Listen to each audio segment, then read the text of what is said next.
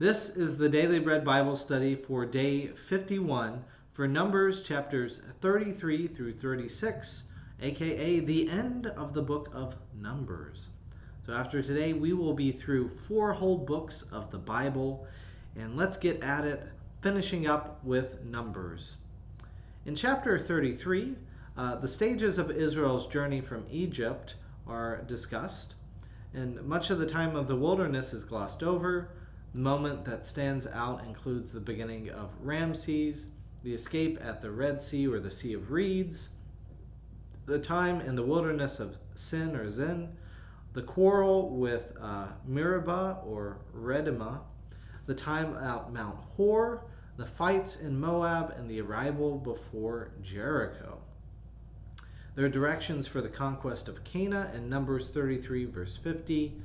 In the plain of Moab by the Jordan at Jericho, the Lord spoke to Moses, saying, "Speak to the Israelites and say to them, when you cross over the Jordan into the land of Canaan, you shall drive out all of the inhabitants of the land before you." A reminder in Numbers 33, verse 55, "Beware of foreign people practicing foreign ways.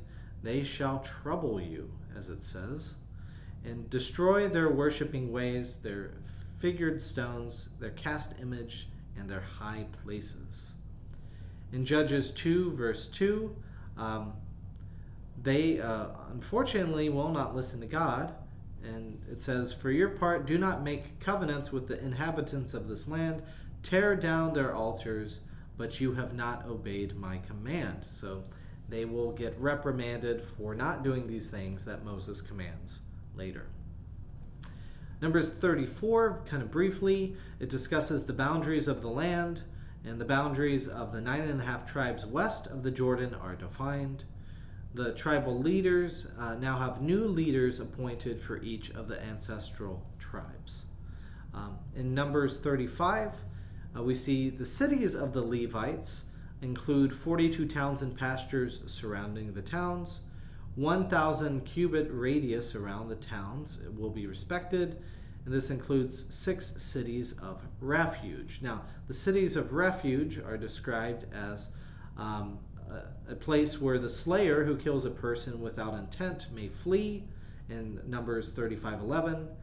In verse 12, "The cities shall be for you a refuge from the avenger, so that the slayer may not die until there is a trial before the congregation."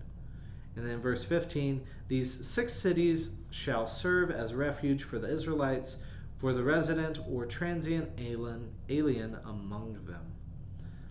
So the Levites are allocated some towns and pastures, but again, it's not quite the same as the boundaries that are defined in chapters 34. There's a discussion concerning murder and blood revenge. That it is wrong to murder, but murder becomes people dying from being intentionally struck, including with the iron, stone, or wooden objects, by pushing someone in hatred, by lying in wait to throw someone at another, by punching someone, and that is what will be considered murder.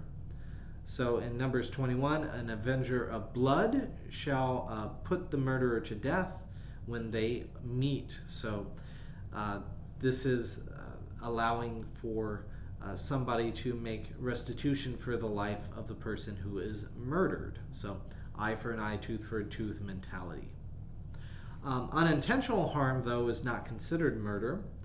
In this case, the slayer will remain in the original city of refuge until after the death of the high priest. If not, the avenger of blood can find the slayer and avenge the death outside of the city. So we'll see in Numbers 35:30, it says, "No one shall be put to death on the testimony of a single witness. There will be no ransoms, either guilty before God or not, and there are already rules to accommodate that living person."